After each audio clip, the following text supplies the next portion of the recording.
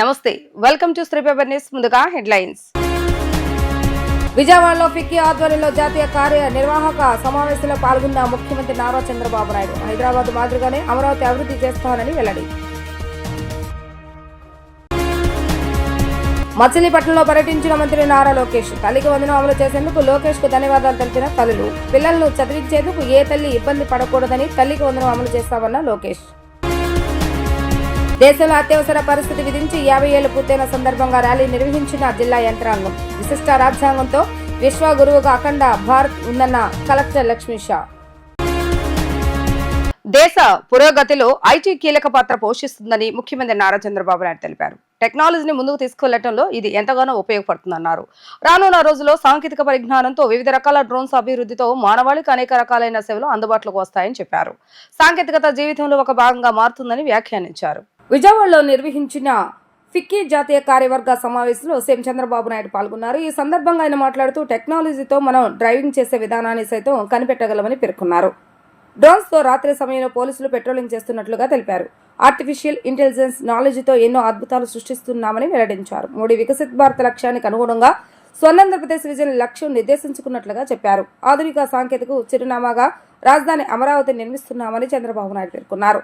పెట్టుబడిదారులకు గత ప్రభుత్వ పాలన ఓ చీకటి అధ్యాయమని పేర్కొన్నారు. ఆ 5 ఏళ్ల పాలన గురించి ఆలోచించవద్దని చెప్పారు. ఈ మేరకు పరోక్షంగా వైఎస్ఆర్సీపీపై విమర్శలు చేశారు. భూతాన్ని మళ్లీ రాకుండా చూసుకుంటామంటూ పారిశ్రామికవేత్తలకు హామీ ఇచ్చారు. ఏపీకి తాను సాధించిన బ్రాండ్ను గత సర్కారు ధ్వంసం చేస్తుందన్నారు. That means very cost-effective data you can collect real time. Drones have come. Now China is going nano drones, just like mosquito. Even tomorrow, one mosquito, we are thinking mosquito, that is not mosquito, that is a drone. That is going to happen. That is where so many applications, pest detection, pest control, even mosquito control, carrying. One example, if you see, fishermen can get good fish. He can send message to his customers. Those who want, he can send by drone to his house. You can imagine the future developments, how it is going to happen. Either carrier or application, only imagination now to prepare use cases. CCTV cameras have come. You can put it everywhere. Even somebody is driving very rash, we can control him next 5-10 kilometers. Even drunken drive, even no seat belt, even all these things we can record. We can send bill to him. That will be the pinch. Then automatically will be corrected. Now drones have come, police patrolling. Night time so many police are touring. One drone is enough in a city to watch what is happening.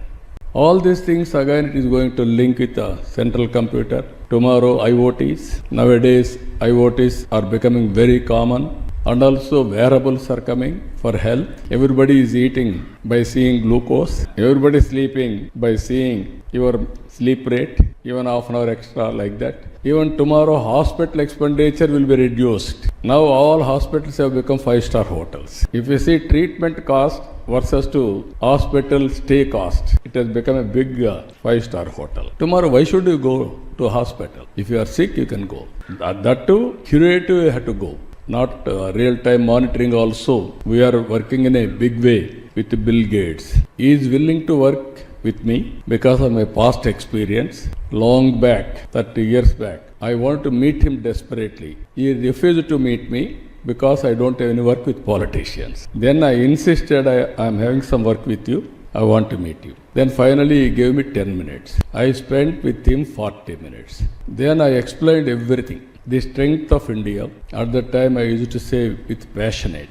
Indians are very strong in mathematics. Red book పేరు వింటే కొందరికి గుండెపోటు వస్తుందని మంత్రి నారా లోకేష్ అన్నారు. పిల్లలను చదివించేందుకు ఏ తల్లి ఇబ్బంది పడకూడదని తల్లికి వందనం అమలు చేస్తామని తెలిపారు.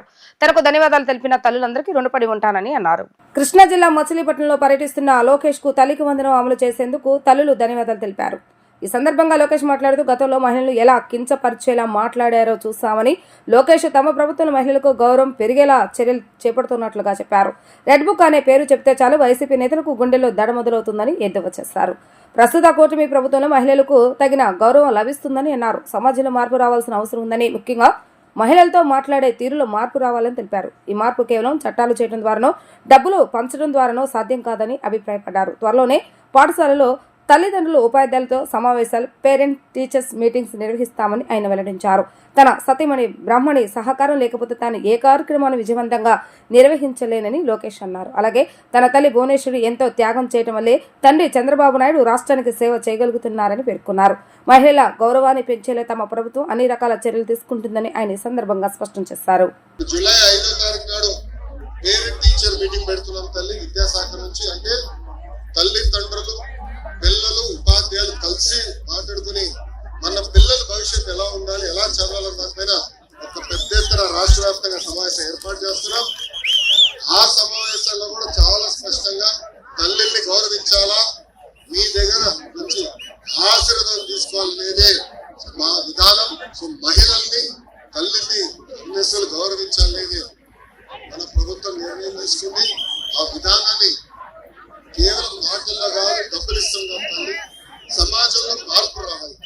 సమాజం ఎప్పుడు బాగుపడుతుందంటే ఆ సమాజంలో మహిళల గౌరవం పెరిగినప్పుడు, చట్టాలతో కాదు, డబ్బులతో కాదు, అది మన ఇంట్లో మొదలవ్వాలి. అది నేను బలంగా నమ్ముతాను. విశిష్ట రాజ్యాంగంలో విశ్వగురుగా అఖండ భారత్ ఉందని జిల్లా collector doctor G Lakshmi Shah అన్నారు. ప్రజాస్వామ్య స్ఫూర్తితో యువత ముందడుగు వేయాలని, రాజ్యాంగ ఔన్నత్యాన్ని కాపాడుకోవాల్సిన బాధ్యత ప్రతి ఒక్కరిది అంటూ ఆయన పిలుపునిచ్చారు. విశిష్ట రాజ్యాంగంతో బలమైన ప్రజాస్వామ్య వ్యవస్థతో భారత్కు విశ్వగురువుగా ఎదిగే సత్తా ఉందని, ఇందుకు ప్రతి ఒక్కరు ముఖ్యంగా యువత మద్దతుతో ముందడుగు వేయాలని జిల్లా collector doctor G Lakshmi Shah పిలుపునిచ్చారు. దేశంలో అత్యవసర పరిస్థితి ఎమర్జెన్సీ విధించి 50 ఏళ్లు పూర్తయిన సందర్భంగా సంవిధాన్ హత్య దివాస్ నేపథ్యంలో విజయవాడ పాత జీజీహెచ్ వద్ద జిల్లా అధికార యంత్రాంగం ఆధ్వర్యంలో ప్రత్యేక ర్యాలీని జిల్లా collector doctor G Lakshmi Shah, police commissioner SV Rajasekhara Babu, సాంస్కృతిక శాఖ డైరెక్టర్ ఆర్ మల్లికార్జున్ రావు అధికారులతో కలిసి ప్రారంభించారు. ప్రజాస్వామ్యం వర్ధిల్లాలి, ప్రజాస్వామ్యాన్ని మరింత బలోపేతం చేద్దాం, చీకటి రోజులు రానిమో చెయ్యి కలుపుదాం, ప్రజాస్వామ్య స్ఫూర్తిని చాటు చెప్దాం అంటూ ప్రజాస్వామ్యవాదులు, విద్యార్థులు, అధికారులు, సిబ్బంది చేసిన నినాదాలతో హాస్పిటల్ దారి పొడవునా ర్యాలీ హోరెత్తింది. ప్రజాస్వామ్య స్ఫూర్తిని చాటు చెప్పేలా, ఎమర్జెన్సీ నాటి పరిస్థితులపై అవగాహన కల్పించేలా కళాకారులు ప్రదర్శనలు దేశభక్తిని, రాజ్యాంగ విలువల గొప్పతనాన్ని ప్రతిబింబింపజేశాయి.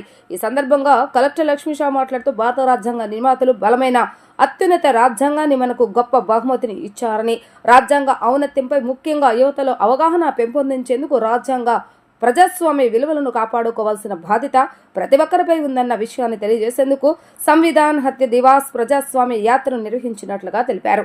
ఎమర్జెన్సీ పరిస్థితులు, భావ ప్రకటన స్వేచ్ఛకు, ప్రాథమిక హక్కులకు ఎలా భంగం కలిగించాయో, మానవ హక్కుల ఉల్లంఘనకు ఏ విధంగా కారణమయ్యాయన్న విషయాలపై అవగాహన కల్పించడం జరుగుతుందన్నారు. ఎన్నో ప్రాణత్యాగాల ఫలితమైన స్వేచ్ఛ, స్వతంత్రాలను కాపాడుకోవాల్సిన బాధ్యత మనందరిపై ఉందని కలెక్టర్ లక్ష్మీ షా పేర్కొన్నారు. 75 సంవత్సరాలు అయినప్పటికీ ఎంతో బలంగా, ఎంతో స్ట్రాంగ్గా ఇది ప్రపంచానికి విశ్వగురు అయ్యే ఒక సత్తా ఉంది అంటే అది కాన్స్టిట్యూషన్ వల్ల. కాన్స్టిట్యూషన్ ఆఫ్ ఇండియా మనకు కాన్స్టిట్యూషన్ రాజ్యాంగ నిర్మాతలు మనకిచ్చిన గొప్ప ఒక వరం, ఒక గిఫ్ట్. అటు ఆ కాన్స్టిట్యూషన్లో ఉన్న ఏదైతే freedom of free speech and expression ఉందో అది మూలభూత హక్కు, మనకు fundamental right of every citizen of the country. అటువంటి ఫండమెంటల్ రైట్స్ని కంప్రమైజ్ చేసి డెమోక్రసీని అణచివేసే, డెమోక్రసీని జైల్లో పెట్టే పరిస్థితి వచ్చింది ఎమర్జెన్సీ అనౌన్స్ చేసినప్పుడు 1975లో. సో ఆ హితకర ఘటనాన్ని ప్రజల్లోకి తెలియచేయాలి. అటువంటి ఘటనలు జరిగితే ఈ మానవ హక్కు అలాగే ఫండమెంటల్ రైట్స్ ఏ ప్రకారంగా బలి అవుతాయో దాని గురించి తెలియజేయడానికి నిర్వహిస్తున్నదే ఈరోజు ఈ సంవిధాన హత్య దివస్. ఈ యంగ్ జనరేషన్స్ ఇప్పుడు మొబైల్స్, ఇంటర్నెట్ అని చెప్పేసి మన కాన్స్టిట్యూషన్, మన ప్రిన్సిపల్స్, మన హిస్టరీని మర్చిపోయి వాళ్ళు ఉండే పరిస్థితి రాకూడదు. వాళ్ళకి మన ఇతిహాసం తెలియాలి. ఈ కాన్స్టిట్యూషన్ అయితే ఏంటి, ఈ ఫ్రీడమ్ అయితే ఏంటో, ఎంత పోరాడి ఎన్ని ప్రాణాత్యాగాలు చేసి తెచ్చుకున్నదని ప్రతి ఒక్కరికి తెలియాలనే ఉద్దేశంతో ఈరోజు సంవిధాన హత్య దివస్ని నిర్వహించడం జరుగుతూ ఉంది. విజయవాడ సిటీలో అలాగే ఎన్టీఆర్ జిల్లాలో ప్రతి ఒక్కరు, సిపి గారు, అట్లాగే అధికారులందరూ, అలాగే ప్రజాప్రతినిధులందరూ ఇన్వాల్వ్ చేసి సో ఈ కార్యక్రమాన్ని కేంద్ర ప్రభుత్వం అలాగే రాష్ట్ర ప్రభుత్వం సౌహార్దంతో చేయడం జరుగుతూ ఉంది. ఘనమైన ప్రజాస్వామ్య దేశంగా మనము అన్ని దేశాలు కూడా మన ప్రజాస్వామ్యాన్ని కోరుతుంటాయి. ఆ రోజు డాక్టర్ బాబాసాహెబ్ అంబేద్కర్ గారు చాలా రీసెర్చ్ చేసి అన్ని దేశాల్లో ఉన్న వ్యవస్థలని ఆయన క్షుణ్ణంగా పరిశీలించి ఆ రోజు ఒక ఘనమైన ప్రజాస్వామ్యాన్ని, ఘనమైన రాజ్యాంగాన్ని మనకు అందించాడు. ఆ రాజ్యాంగ స్ఫూర్తితో మనము ముందుకు పోతున్నాము. బట్ అన్ఫార్చునేట్లీ 50 years క్రితము ఇదే రోజున ఏదైతే ఎమర్జెన్సీ ఉందో ఆ ఎమర్జెన్సీని విధించడం అనేది దేశ ప్రజలను కలిసివేసింది. ఇటువంటి సందర్భం మరొకసారి రాకూడదు అని అందరూ కూడా ఆ రోజు అభిలషించారు. చాలామంది ప్రజాస్వామ్యవాదులు, దేశభక్తులు అందరూ కూడా ఆ రోజు జైళ్ళలో మగ్గాల్సిన అవసరం ఏర్పడింది. ఆ రోజు నుంచి ఎటువంటి పరిస్థితుల్లో ఇటువంటి సందర్భం ఒకసారి రాకూడదు అని దేశాధినేతలు, అదేవిధంగా ప్రజలు, ప్రజాస్వామ్యవాదులు అందరూ కూడా ఆ రోజు నుంచి తన పోరాటాన్ని కొనసాగిస్తారు. అందులో భాగంగానే మనకు ఆర్టీ యాక్ట్ వచ్చింది. అదేవిధంగా చాలా సందర్భాల్లో ఐపీసీ, సిఆర్పిసిని కూడా చాలా సందర్భాల్లో వాటిని మనము అమెండ్ చేసుకోవడం జరిగింది. ఈరోజు నేరస్తుడు అన్నప్పుడు ఆ నేరం చేశాడా లేదా అని తేలనంత వరకు అతనికి శిక్షలు పడొద్దు. ఎందుకంటే మనము సహనశీలమైన దేశము, మన రాజ్యాంగం అందరికి కూడా ఆదర్శంగా ఉండాలన్న ఉద్దేశంతో మానవ హక్కులను పరిరక్షించుకుంటూ ముందుకు పోతున్నాము. భారతదేశంలో మరి 1975 జూన్ 25న ఎమర్జెన్సీని ప్రకటించడం జరిగింది. మరి ఆ రోజు నుంచి ఇంచుమించు 77 మార్చి వరకు కూడా మరి పౌర హక్కులు కానీ, అదేవిధంగా పత్రికా స్వేచ్ఛ కానీ, మానవ హక్కులన్నీ కూడా హరించివేయబడ్డాయి.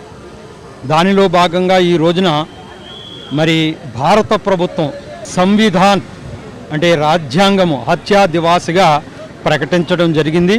అంటే ప్రజాస్వామ్యంలో ఈరోజు ఒక చీకటి రోజుగా గుర్తించి ఈ రోజు నుంచి వచ్చే సంవత్సరం ఈ రోజు వరకు కూడా సంవత్సరం పాటున భారతదేశంలో ఈ యొక్క కార్యక్రమాలు నిర్వహించబడతాయి. గంజాపై ఈ ప్రభుత్వం ఉక్కుపాదం మోపుతుందని హోంమంత్రి వంగలపూడి అనిత అన్నారు. ఈగల్ టీం ఏర్పాటు చేసి గంజాయి రవాణా వాడకం అడ్డుకున్నామని ఆమె తెలిపారు. ఈ నెల 26న గుంటూరులో ముఖ్యమంత్రి నారా చంద్రబాబు నాయుడు పర్యటించనున్నారు. సీఎం పర్యటన ఏర్పాట్లను హోంమంత్రి అనిత పరిశీలించారు. ఈ సందర్భంగా ఆమె మాట్లాడుతూ యాంటీ నారోటిక్ డేలో ముఖ్యమంత్రి నారా చంద్రబాబు నాయుడు పాల్గొంటారని, శ్రీ కన్వెన్షన్ లో యువత విద్యార్థులతో సీఎం ముఖాముఖి ఉంటుందని స్పష్టం చేశారు. రేపు ఫీవర్ హాస్పిటల్ నుంచి చిల్లీ సెంటర్ వరకు యాంటీ నారోటిక్ ర్యాలీ నిర్వహిస్తున్నామని ఆమె వివరించారు. గౌరవ ముఖ్యమంత్రి వర్యులు నారా చంద్రబాబు నాయుడు గారు రేపు అదేవిధంగా ఎల్లుండ 26th and 27th కూడా గుంటూరులోని ప్రోగ్రామ్స్ ఉన్నాయి. ఆ ప్రోగ్రామ్ గురించి ఒకసారి చెక్ చేసుకుందామని చెప్పి ప్రోగ్రామ్ షెడ్యూల్ గురించి అదేవిధంగా లోకల్ నాయకులతో, అధికారులతోని మాట్లాడడానికని ఇక్కడికి రావడం జరిగింది. రేపు మనకి యాంటీ నార్కోటిక్ డే, దానికి సంబంధించి ఈరోజు ప్రోగ్రామ్ ఒకట ర్యాలీ చేయడానికి, అదేవిధంగా ఇక్కడ విద్యార్థులతోని ఒక మీటింగ్ ఏర్పాటు చేసుకోవడానికి, ఒక ముఖాముఖి ఏర్పాటు చేసుకోవడానికి కూడా గౌరవ ముఖ్యమంత్రి గారు రేపు వస్తున్నారు. మీ అందరికీ తెలుసు, ఈ గవర్నమెంట్ వచ్చిన తర్వాత, ఎన్డీఏ కూటమి వచ్చిన తర్వాత ప్రత్యేకంగా గాంజా మీద ఉక్కుపాదం మోపడానికి, అదేవిధంగా డ్రగ్స్ను నిర్మూలించడానికి, డ్రగ్స్ రహిత ఆంధ్రప్రదేశ్గా మార్చడానికి ఇనిషియేషన్ తీసుకొని ఈగల్ స్థాపించడం, ఈగల్ ద్వారా ఈరోజు కొన్ని లక్షల కేజీల గాంజాని కూడా స్వాధీనపరచుకోవడం, అదేవిధంగా మ్యాక్సిమం క్రాప్ కూడా, గాంజా క్రాప్ కూడా ఆంధ్రప్రదేశ్లో ఎక్కడ కూడా లేకుండా చేయడానికి కృషి చేయడం, ఇవన్నీ కూడా జరిగినాయి. దీని నేపథ్యంలో ఈరోజు ఈ యాంటీ నార్కోటిక్ డేకి సంబంధించి ఒక ఉన్నతమైన స్థానం ఉంది. దానికి సంబంధించి దేశవ్యాప్తంగా జరగబోయే ఈ కార్యక్రమానికి రేపు సీఎం గారు ఇక్కడ ప్రారంభించడం, మిగతా జిల్లాల్లోని కూడా సంబంధిత ర్యాలీలు కూడా ఏర్పాటు చేసుకోవడం, మీటింగ్లు కూడా ఏర్పాటు చేసుకుని, అవేర్నెస్ క్యాంప్స్ కూడా ఏర్పాటు చేసుకోవడం జరుగుతుంది. దీనికి ప్రజలందరూ కూడా సహకరించాల్సిందిగా కోరుకుంటున్నాం. ఇక్కడ ఈ మనకి ఫీవర్ హాస్పిటల్స్ జంక్షన్ దగ్గర నుంచి అది చిల్లీ పాయింట్ వరకు బై రోడ్ చంద్రబాబు నాయుడు గారు పాదయాత్ర చేస్తారు, అదేవిధంగా ర్యాలీ చేస్తారు. దాని తర్వాత మళ్ళీ ఇక్కడికి వచ్చి మీటింగ్ జరుగుతుంది. అదేవిధంగా 27th కూడా యాక్తాన్ పోలీస్ డిపార్ట్మెంట్ వాళ్ళ తరపున జరిగిన యాక్తాన్లో కూడా సీఎం గారు పాల్గొంటారు. ఆ విషయం గురించి వచ్చాను. Thank you. రాష్ట్ర వ్యాప్తంగా గ్రామ సర్వే ఉద్యోగులు ఎదుర్కొంటున్న సమస్యలపై అనేక సార్లు ప్రభుత్వానికి వినతి పత్రాలు ఇవ్వడం జరిగిందని, కానీ ప్రభుత్వం ఎటువంటి పరిష్కారం చూపలేదని ఆంధ్రప్రదేశ్ గ్రామ సర్వే ఉద్యోగుల అసోసియేషన్ నాయకులు తెలిపారు. ఈ క్రమంలో తమ సమస్యల పరిష్కారం కోసం రోడ్డుపైకి వచ్చి ఆందోళన పట్టుబట్టామన్నారు. ఇప్పటికైనా ప్రభుత్వం తమ సమస్యలు పరిష్కరించకపోతే విజయవాడ వేదికగా రాష్ట్ర వ్యాప్తంగా గ్రామ సర్వే ఉద్యోగులంతా నిరావధిక దీక్ష చేపడతామని వారు హెచ్చరించారు.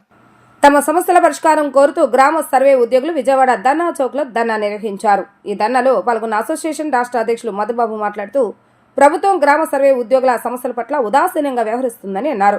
గత 3 సంవత్సరాల నుండి పలుమార్లు ఎన్నోసార్లు సమస్యలను ప్రభుత్వానికి విన్నవించామని తెలిపారు. కానీ సమస్యలు మాత్రం పరిష్కరించలేదని అన్నారు. ట్రాన్స్ఫర్స్ విషయంలో స్థానిక మండలాలకు నిబంధన సడలింపు చేయాలని అన్నారు. కారణం గ్రామ స్థాయి ఉద్యోగులు అయినా మాకు తక్కువ జీతం పొందుతున్నట్లుగా చెప్పారు.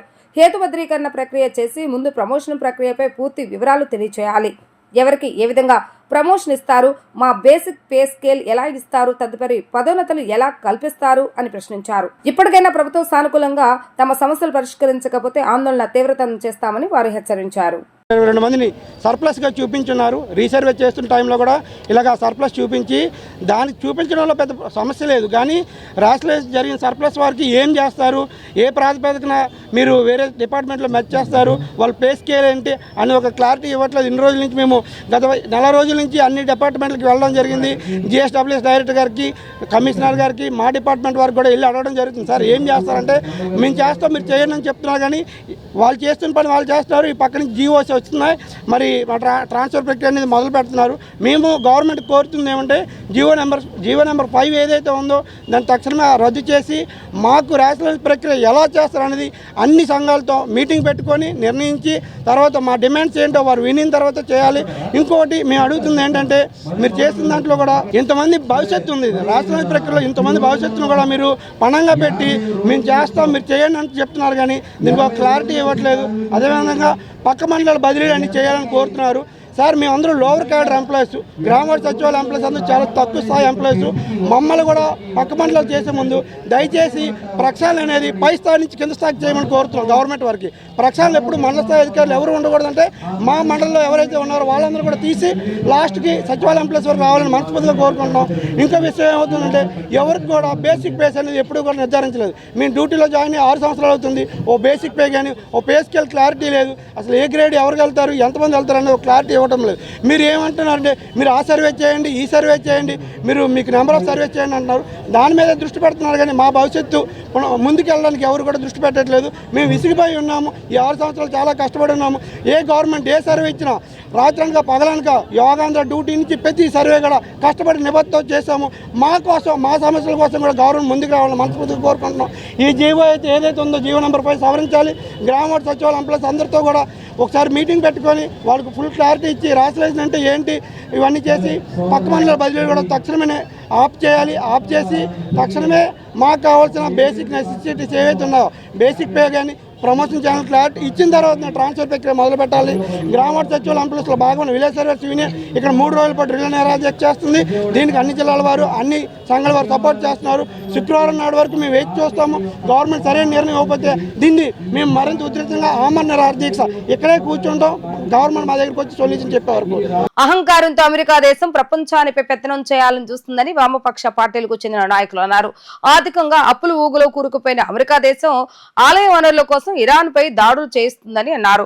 ఇజ్రాయెల్ వెనుక అమెరికా ఉందని, ఇరాన్ సహనం నశించి అమెరికాపై ప్రత్యక్ష దాడులకు దిగడంతో అమెరికా ఎట్టకేలకు దిగి వచ్చిందన్నారు. ఇజ్రాయెల్ ఇరాన్ల మధ్య కాల్పుల విరమణ ఒప్పందం కుదిరిందని అన్నారు. ఇరాన్ పై దాడులను నిరసిస్తూ వామపక్ష పార్టీల ఆధ్వర్యంలో విజయవాడ ధర్నా చౌక్ లో ధర్నా నిర్వహించారు. ఈ ధర్నాలో సిపిఐ రాష్ట్ర కార్యదర్శి కె రామకృష్ణ, సిపిఎం రాష్ట్ర కార్యదర్శి శ్రీనివాసరావు, వామపక్ష పార్టీలకు చెందిన రాష్ట్ర నాయకులు పాల్గొని ప్రసంగించారు.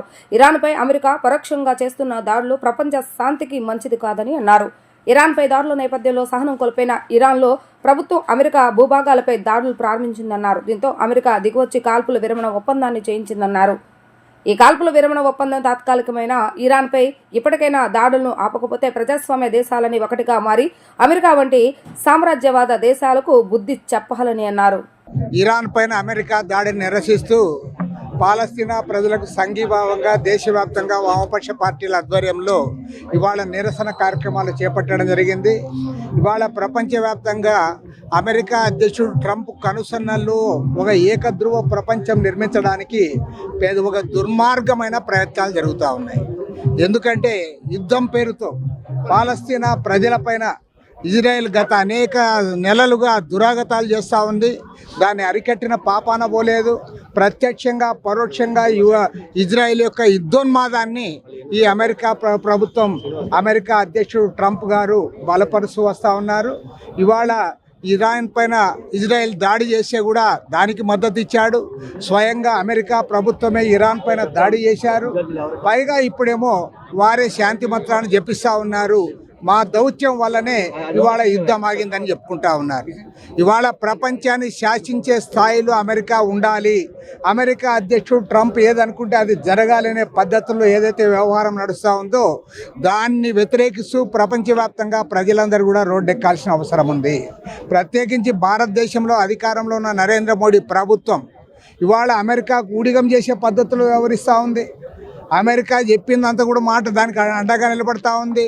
నిన్న ఢిల్లీలో ఇజ్రాయెల్ ఎంబసీ దగ్గర ఏదో అక్కడ నిరసన కార్యక్రమం చేపడితే ఆందోళనకారులపైన విచక్షణ రహితంగా దాడులు చేసే పరిస్థితికి వాళ్ళ మోడీ ప్రభుత్వం దిగజారిందంటే ఇంతకంటే సిగ్గు చేయడానికి విషయం ఇంకోటి ఉందా అని నేను అడుగుతా ఉన్నా.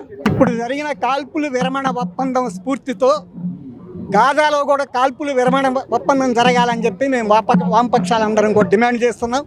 అక్కడ కూడా ప్రశాంతత ఏర్పడినప్పుడే ఈ ప్రపంచంలో తాత్కాలికంగానైనా ప్రశాంతత ఏర్పడుతుందని భావిస్తున్నాం. కూటమి పరిపాలన ఏడాది పూర్తి చేసుకుంది. ఏడాదిలో మంచి ప్రభుత్వం పేద ప్రజల కోసం అనేక సంక్షేమ పథకాలను ప్రవేశపెట్టిందని, పేద ప్రజలు ఆనందంగా ఉన్నారని విజయవాడ ఎంపీ కేశవ శివనాథ్ అన్నారు. అందులో భాగంగా సీఎం చంద్రబాబు నాయుడు సీఎంఆర్ఎఫ్ నుంచి పేద ప్రజల వైద్యానికి ఆర్థిక సహాయం అందించారన్నారు. గతంలో ఎన్నడూ చేయడని విధంగా పేద ప్రజల వైద్యానికి సీఎం రిలీఫ్ ఫండ్ ద్వారా సహాయం చేస్తున్నారని అన్నారు. ఏడాది కాలంలో తాను 115 మందికి ₹152,00,000 సీఎంఆర్ఎఫ్ చెక్కులను అందజేయడం జరిగిందని చెప్పారు. గురునానక్ రోడ్లోని విజయవాడ ఎంపీ కేశవ శివనాథ్ కార్యాలయంలో సీఎంఆర్ఎఫ్ చెక్కుల పంపిణీ కార్యక్రమం జరిగింది. ఎన్టీఆర్ జిల్లా వ్యాప్తంగా 30 మంది లబ్ధిదారులకు ₹24,28,000 చెక్కులను ఎంపీ కేశవ శివనాథ్ అందజేశారు. ఈ సందర్భంగా ఆయన మాట్లాడుతూ సీఎం చంద్రబాబు నాయుడు సుపరిపాలనలో రాష్ట్రంలో ప్రజలందరూ సంతోషంగా ఉన్నారని చెప్పారు. ప్రజలకు ఏ కష్టం వచ్చినా ఎన్డీఏ కూటమి అండగా నిలుస్తుందని అన్నారు. గతంలో ఏనాడు లేని విధంగా బాధితులకు సీఎంఆర్ఎఫ్ చెక్కులు, ఎల్ఓసి పత్రాలు అందుతున్నాయని అన్నారు. వైద్యం చేయించుకున్న వారి హాస్పిటల్ రికార్డులను పరిశీలించి సీఎం కార్యాలయానికి పంపిస్తామని, ముఖ్యమంత్రి కార్యాలయంలో కూడా పరిశీలన అనంతరం వైద్య సహాయం అందజేస్తారని చెప్పారు. గతంలో ఎన్నడూ లేని విధంగా సహాయం జరుగుతుందని చెప్పారు. ఏడాది కాలంలో తాను 115 మందికి ₹152,00,000 సీఎంఆర్ఎఫ్ చెక్కులను అందజేయడం జరిగిందని అన్నారు. ఇటువంటి గొప్ప కార్యం చేస్తున్న ముఖ్యమంత్రి కృతజ్ఞతలు తెలిపారు. అధికారంలో ఉన్నప్పుడు ప్రజల సమస్యలు పరిష్కరించాలని సీఎం సూచించారని తెలిపారు. ఎక్కడ ఏ సమస్య ఉన్నా వాటి పరిష్కారానికి కృషి చేస్తామని అన్నారు. సీఎంఆర్ఎఫ్ కు దాతలు కూడా సహకారం అందించాలని కోరారు. సంవత్సరం పూర్తయింది. ఈ సంవత్సర కాలంలో మంచి ప్రభుత్వం ఎన్నో పథకాలు, పేదలకి సంక్షేమంగా ఉండే విధంగా పథకాలు ఎన్నో ప్రవేశపెట్టాం. పేదలందరూ కూడా వాళ్ళ రాష్ట్రంలో ఆనంద వాతావరణంలో ఉన్నారు. దానిలో భాగంగానే గౌరవ ముఖ్యమంత్రి గారు సీఎం రిలీఫ్ ఫండ్ నుంచి మనం గతంలో ఎన్నడూ చూడని విధంగా ఎక్కడ ఎవరికి వైద్య సహాయం అందించాలన్నా కూడా రాష్ట్రం మొత్తం మీద చక్కగా సీఎంఆర్ఎఫ్ నుంచి చెక్కులు వస్తున్నాయి. ముందుగా చెక్ చేసుకుంటున్నాం హాస్పిటల్లో పరీక్షలు కరెక్ట్గా జరిగినాయా లేదా, కరెక్ట్ రికార్డ్స్ ఉన్నాయా లేదా అని. రాగానే ముఖ్యమంత్రి కార్యాలయంలో కూడా ఇన్స్పెక్షన్ అవ్వగానే భారీగా బాధితులకి సహాయం అందుతుంది.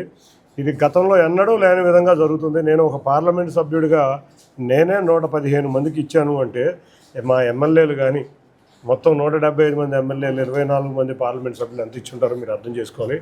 నా మటుకు నేను ఈ సంవత్సరంలో ₹152,00,000 సీఎంఆర్ఎఫ్ ఫండ్ మొత్తం 115 మందికి ఇవ్వడం జరిగింది. ఎవరైనా మా ఆఫీసుకు కానీ మాకు నోటీసులోకి వచ్చి ఇబ్బంది పడుతున్నారంటే, నిజంగా కనుక బాధపడే పేదవారు ఉంటే సీఎం రిలీఫ్ ఫండ్కి మేము రిఫర్ చేస్తున్నాం. ఇటువంటి గొప్ప కార్యక్రమాన్ని దిగ్విజయంగా ముఖ్యమంత్రి వాళ్ళు పూర్తి చేస్తున్నందుకు ఈ ప్రభుత్వానికి, ముఖ్యమంత్రి గారికి విజయవాడ పార్లమెంటు ప్రజల తరపున ధన్యవాదాలు తెలుపుకున్నాం. ఎవరికి ఏ కష్టం వచ్చినా కూడా సంక్షేమంలో కానీ ఏదైనా కూడా తెలుగుదేశం నాయకులకి, కార్యకర్తలకి చంద్రబాబు నాయుడు గారు ఒకటే డైరెక్షన్ ఇచ్చారు. మనము అధికారంలో ఉన్నప్పుడు ప్రజల సమస్యలను మనం పరిష్కరించాలని, అదేవిధంగా మేమందరం టీం ఎన్టీఆర్ జిల్లా తెలుగుదేశం పార్టీ కానీ, కూటమి నాయకత్వం కానీ అదేవిధంగా బిహేవ్ చేస్తున్నాం. ఎక్కడ ఏ సమస్య ఉన్నా మేము వెళ్ళి పరిష్కరించి వాళ్ళ సమస్య పరిష్కరించే విధంగా, వాళ్ళకి ఎటువంటి తోడ్పాటు ఇవ్వాలో అన్ని ఇచ్చే విధంగా కృషి చేస్తున్నాం. ముఖ్యమంత్రులు వారికి మరొక్కసారి ధన్యవాదాలు తెలుపుకుంటూ ఇటువంటి మానవతా సహాయం చేయడానికి సీఎంఆర్ఎఫ్కి వివిధ దాతలను కూడా విరివిలుగా దాతలు ఇవ్వాలని కోరుకుంటున్నాం. ఎందుకంటే మొన్న చూసాం, మనం విజయవాడ నగరం వరద బాధితుల కింద దేశంలో ఎక్కడా లేని విధంగా మొత్తం ప్రపంచంలో ఉన్న తెలుగు వారందరూ స్పందించి 650 కోట్లు ఇచ్చారు. ఇటువంటి ఇవ్వటం వల్ల ఇటువంటి ఎంతోమంది అబ్బాయికులకి భాగ్యం కలుగుతుందని ఇటువంటి కార్యక్రమానికి విరివిరిగా కూడా దాతలకి ఇచ్చిన దాతలకు కూడా ధన్యవాదాలు తెలుపుతున్నాను. Thank you. క్వాంటమ్ కంప్యూటింగ్ అనేది చాలా వేగంతో, ఖచ్చితత్వంతో కూడిన ప్రక్రియ అని సిమ్ కార్యదర్శి ప్రత్యుమ్న్య తెలిపారు. IBM, గూగుల్, మైక్రోసాఫ్ట్ లాంటి కంపెనీలు ఈ క్వాంటమ్ కంప్యూటర్లను రూపొందించాయని అన్నారు. గడిచిన 30-40 ఏళ్లుగా ఈ క్వాంటమ్ కంప్యూటింగ్ పై పరిశోధనలు జరుగుతున్నాయని, సమీప భవిష్యత్తులో ఈ క్వాంటమ్ టెక్నాలజీ ఊహించలేనంత వేగంగా జనజీవితంలోకి వచ్చేస్తుందని చెప్పారు. Amaravati quantum valley quantum technology workshop పై కాటన్ రైజర్ కార్యక్రమం నిర్వహించారు. ఈ నెల 30వ తేదీన క్వాంటమ్ డేను పురస్కరించుకుని విజయవాడలో నేషనల్ వర్క్ షాప్ ఏర్పాటు చేశారు. ఈ కార్యక్రమానికి సీఎం కార్యదర్శి ప్రత్యామ్నాయం పాల్గొన్నారు. ఈ సందర్భంగా ప్రత్యామ్నాయం మాట్లాడుతూ, ప్రపంచవ్యాప్తంగా చాలా సంస్థలు అత్యంత భద్రమైన క్వాంటమ్ క్రిప్టోగ్రఫీకి మారుతున్నాయని అన్నారు. క్వాంటమ్ కంప్యూటర్లు, టెక్నాలజీ, బ్యాంకులు, రక్షణ రంగం, వైద్య రంగం, విద్య ఇలా వేరువేరు రంగాలు విస్తృతంగా వినియోగంలోకి వచ్చేస్తుందన్నారు. నిమిషాలు గంటల్లోనే పరిశోధన ఉత్పత్తులు రూపకల్పన చేసే విధంగా క్వాంటమ్ కంప్యూటింగ్ టెక్నాలజీ అందుబాటులోకి వస్తుందని చెప్పారు. క్వాంటమ్ రివాల్యూషన్ అందుకోవడానికి ఆంధ్రప్రదేశ్కు పూర్తి అవకాశాలు ఉన్నాయని అన్నారు. రాష్ట్రంలోని యువత ఐటీ రంగంలో నిష్ణాతులు కాబట్టి ఈ రివాల్యూషన్ అందిపుచ్చుకొని లీడ్ చేయగల సత్తా ఏపీకి ఉందని స్పష్టం చేశారు. ఇప్పుడే ఈ అవకాశాన్ని వినియోగించుకుంటే ఏపీ కీలకమైన స్థానానికి చేరుతుందని ఆశాభావం వ్యక్తం చేశారు. అంటే ఎంత పెద్ద ఆపరేషన్ ఉంటే అంత డిఫరెన్స్ ఇంకా పెరుగుతుంది. సో ఇది డిఫరెన్స్. అంటే చాలా సింపుల్గా చెప్పాలంటే చాలా స్పీడ్గా ఒక పని చేస్తుంది. కొన్ని సంవత్సరాలు తీసుకునే ఒక యాక్టివిటీని, ఒక ప్రాసెసింగ్ని కొన్ని క్షణాల్లోనే చేయగలిగే కెపాసిటీ ఈ క్వాంటమ్ కంప్యూటర్స్కి ఉంటాయి. అయితే ఇది ఇప్పుడే ఎందుకు ఇంపార్టెంట్ అంటే దీని గురించి ఆల్రెడీ 30-40 సంవత్సరాల నుంచి రీసెర్చ్ జరిగి ఇప్పుడు క్వాంటమ్ కంప్యూటర్స్ ఆల్రెడీ తయారవుతున్నాయి. ఇప్పుడు IBM వాళ్ళు తయారు చేశారు, గూగుల్ వాళ్ళు తయారు చేశారు, ఇప్పుడు మైక్రోసాఫ్ట్ వాళ్ళు కూడా తయారు చేస్తూ ఉన్నారు. ఇప్పుడు సమస్య ఏంటంటే ఈ టెక్నాలజీ అనేది చాలా త్వరలో ఇది విస్తృతంగా స్ప్రెడ్ అయ్యే ఒక అవకాశం ఉంది. ఏదో 20 సంవత్సరాలు 30 సంవత్సరాలని చెప్పలేము. కొన్ని రిపోర్ట్ల ప్రకారంగా అయితే 2029-30 నాటికే క్వాంటమ్ కంప్యూటింగ్ అనేటటువంటిది చాలా విస్తృతంగా స్ప్రెడ్ అవుతుంది అని ఒక రిపోర్ట్ ఉంది. ఎందులో ఇప్పుడు ఫర్ ఎగ్జాంపుల్ నేను ఇందాక పాస్వర్డ్ ఎగ్జాంపుల్ ఎందుకు చెప్పానంటే కంపెనీస్ ఇప్పుడు డిఫెన్స్ ఆర్గనైజేషన్ కావచ్చు, బ్యాంక్స్ కావచ్చు, ఫినాన్షియల్ ఆర్గనైజేషన్ కావచ్చు, అవన్నీ సెక్యూరిటీ సిస్టమ్స్ ఏమైతే ఉన్నాయో ఆ security systems they are built on classical computing systems. ఎప్పుడైతే ఈ పాస్వర్డ్ లాగానే అక్కడ ఉన్న పాస్వర్డ్, అక్కడ ఉన్న సెక్యూరిటీ అంతా కూడా మనం ఇందాక చెప్పిన normal security built on classical computing. Quantum computers ఎప్పుడైతే వస్తాయో ఈ సెక్యూరిటీ ఇమ్మీడియట్గా కాంప్రమైజ్ అయ్యే ప్రమాదం ఉంటుంది. అందుకే 2-3 సంవత్సరంలోనే ఈ అన్ని పెద్ద పెద్ద ఆర్గనైజేషన్స్, పెద్ద పెద్ద కంపెనీ క్వాంటమ్ సెక్యూరిటీ సిస్టమ్స్కి మైగ్రేట్ అయిపోతున్నాయి. దానికి క్వాంటమ్ క్రిప్టోగ్రఫీ అంటారు. అంటే ఒక పవర్ఫుల్ కంప్యూటర్ పాస్వర్డ్ క్రాక్ చేయగలుగుతుందంటే అంతకంటే క్లిష్టంగా నేను పాస్వర్డ్ని పెట్టి సెక్యూర్ చేయాల్సినటువంటి అవసరం ఉంది. సో క్వాంటమ్ కంప్యూటర్స్ వస్తుందంటే ముందుగా ఆ సిస్టమ్స్ అన్నీ కూడా I should secure myself through quantum computers. So ఇటువంటి విషయాలు ముందుకొచ్చే పరిస్థితి ఉంది కాబట్టి చాలా తొందరలోనే అనేక కంపెనీ, అనేక ఆర్గనైజేషను ఈ క్వాంటమ్ కంప్యూటర్స్ని ఆశ్రయిస్తుంది అనేటటువంటి ఒక రిపోర్ట్ ఉంది. రేపు గాంధీనగర్ రమా ఫంక్షన్ హాల్లో ఏపీసీసీ అధ్యక్షురాలు షర్మిల అధ్యక్షతన ఎన్టీఆర్ నగర కాంగ్రెస్ పార్టీ సమావేశం నిర్వహిస్తున్నట్లుగా నగర కాంగ్రెస్ పార్టీ అధ్యక్షులు నరహశెట్టి నరసింహారావు అన్నారు. ఈ సమావేశంలో పార్టీని బలోపేతంపై చేస్తామని చెప్పారు. కార్యకర్తలు, మహిళా యువజన కాంగ్రెస్, విద్యార్థి సంఘాల నాయకులు హాజరు కావాలని వారు పిలుపునిచ్చారు. విజయవాడలోని గాంధీనగర్ రమా ఫంక్షన్ హాల్లో ఈ నెల 26వ తేదీ గురువారం నిర్వహించనున్న ఎన్టీఆర్ నగర కాంగ్రెస్ పార్టీ సమావేశాన్ని విజయవంతం చేయాలని నగర కాంగ్రెస్ పార్టీ అధ్యక్షుడు నరహరిశెట్టి నరసింహారావు పిలుపునిచ్చారు. బుధవారం ఆంధ్రరత్న భవన్లో విలేకరులతో మాట్లాడుతూ రాష్ట్రంలో ప్రజాహిత కార్యక్రమాల పేరుతో ప్రభుత్వాలు భారీ హామీలు ఇస్తున్నప్పటికీ అవి క్షేత్రస్థాయిలో అమలవటంలో తీవ్ర లోపాలున్నాయని విమర్శించారు. ఎన్నికల ముందు ప్రతిపాదించిన సూపర్ 6 హామీలు ఇప్పటికీ అమలు కాకపోవటాన్ని ఆయన దుయ్యబట్టారు. రేపు నిర్వహించే సమావేశానికి ఏపీసీసీ అధ్యక్షులు వైఎస్ షర్మిల హాజరవుతారని, సమావేశంలో పార్టీ బలోపేతంపై చర్చలు నిర్వహిస్తున్నట్లుగా తెలిపారు. కార్యకర్తలు, మహిళా కాంగ్రెస్, యువజన కాంగ్రెస్, విద్యార్థి విభాగాల నాయకులు తప్పనిసరిగా హాజరు కావాలని ఆయన కోరారు. సమావేశంలో నాయకులు మీసాల రాజేశ్వర, ఏపీసీసీ ఉపాధ్యక్షుడు వి గురునాథం, కొలనకొండ శివాజీ, కృషిదా తదితరులు పాల్గొన్నారు. ఆంధ్రప్రదేశ్ కాంగ్రెస్ కమిటీ అధ్యక్షురాలు శ్రీమతి వైఎస్ షర్మిలారెడ్డి గారి జిల్లా మరియు నగర కాంగ్రెస్ పార్టీ సంయుక్త ఆధ్వర్యంలో కార్యకర్తల సమీక్షా సమావేశం విజయవంతం చేయాలని కాంగ్రెస్ పార్టీ శ్రేణుల్ని కోరుకుంటూ ఈ నెల 26/6/2025 మధ్యాహ్నం 3 గంటలకి రమా ఫంక్షన్ హాల్ గాంధీనగర్ నందు సమావేశం జరుగుతుంది. కాబట్టి ఆ సమావేశానికి వారు ముఖ్య అతిథిగా రాష్ట్ర కాంగ్రెస్ అలాగే కేంద్ర నాయకులు కూడా వస్తారు. కాబట్టి ఆ సభని విజయవంతం చేయవలసిందిగా మీ ద్వారా పార్టీ శ్రేణులందరూ కూడా కోరుకుంటున్నాం. ఈ కార్యక్రమంలో ఏఐసిసి నాయకులు, ఆంధ్రప్రదేశ్ కాంగ్రెస్ కమిటీ పదాధికారులు, నగర కాంగ్రెస్ పార్టీ పదాధికారులు, అనుబంధ సంఘాల అధ్యక్షులు, డివిజన్ కాంగ్రెస్ పార్టీ అధ్యక్షులు, కార్మిక సంఘాల నాయకులు హాజరై ఈ కార్యక్రమాన్ని విజయవంతం చేయవలసిందిగా మరోసారి ప్రార్థిస్తాం. ముఖ్యంగా ఇవాళ ఈ రాష్ట్రంలో జరిగేటటువంటి ఎన్నో ప్రజాహిత కార్యక్రమాలు వాళ్ళు కుంటుపడిపోయినాయి. ఇవాళ కూటమి ప్రభుత్వం ఏర్పాటై వాళ్ళకి 1 year అయింది. వాళ్ళ ఆశించిన స్థాయిలో విజయాలు సాధించలేకపోయారు. రకంగా చెప్పాలంటే 6 ఏదైతే సూపర్ 6 హామీలు అన్నారో అవన్నీ కూడా పడకేసినట్టే. ఇప్పుడు తల్లికి వందనం అన్నారు, అందులో కొంతమంది పిల్లలకి ఇవ్వలేకపోయారు. మేమంతా కూడా క్షేత్రస్థాయిలో వెళ్ళినప్పుడు తల్లిలు చెబుతున్నారు, అయ్యా మా 2 పిల్లలు ఉంటే వాళ్ళకి ఇచ్చారు, మా 3 ఉంటే 2కి ఇచ్చారు, వాళ్ళకి ఇవ్వలేదు. అలాగే ఉచిత బస్సు లేదు వాటి వరకు. వ్యవసాయాలు ప్రారంభిస్తున్నారు, అప్పటికే సీజన్ ప్రారంభమైంది. వాళ్ళ వరకు రైతులకి సహకార సంఘాల ద్వారా కానీ ప్రభుత్వం ఇచ్చేటటువంటి ఇటువంటి సహాయ సహకారాలు కూడా లేవు. అందువల్ల ఇవన్నీ కూడా వారు వైఫల్యాలుగా చెబుతున్నాం. అలాగే 11 సంవత్సరాల కేంద్రంలో పాలన చేసినటువంటి భారతీయ జనతా పార్టీ కూడా అట్ట ఫెయిల్ అయింది. వార్తలు ముగించే ముందు హెడ్లైన్స్ మరొకసారి. విజయవాడలో ఫిక్కీ ఆధ్వర్యంలో జాతీయ కార్యనిర్వాహక సమావేశంలో పాల్గొన్న ముఖ్యమంత్రి నారా చంద్రబాబు నాయుడు. హైదరాబాద్ మాదిరిగానే అమరావతి అభివృద్ధి చేస్తామని వెల్లడి. మచిలీపట్నంలో పర్యటించిన మంత్రి నారా లోకేష్. తల్లికి వందనం అమలు చేసేందుకు లోకేష్ కు ధన్యవాదాలు తెలిపిన తల్లులు. పిల్లలను చదివించేందుకు ఏ తల్లి ఇబ్బంది పడకూడదని తల్లికి వందనం అమలు చేస్తామన్న లోకేష్. దేశంలో అత్యవసర పరిస్థితి విధించి 50 ఏళ్లు పూర్తయిన సందర్భంగా ర్యాలీ నిర్వహించిన జిల్లా యంత్రాంగం. విశిష్ట రాజ్యాంగంతో విశ్వగురువుగా అఖండ భారత్ ఉందన్న కలెక్టర్ లక్ష్మీషా. ఇవి ఈరోజు వార్తా విశేషాలు. మరలా తిరిగి ప్రసారమే వార్తలు మళ్ళీ కలుద్దాం. అందరికీ సెలవు. నమస్కారం.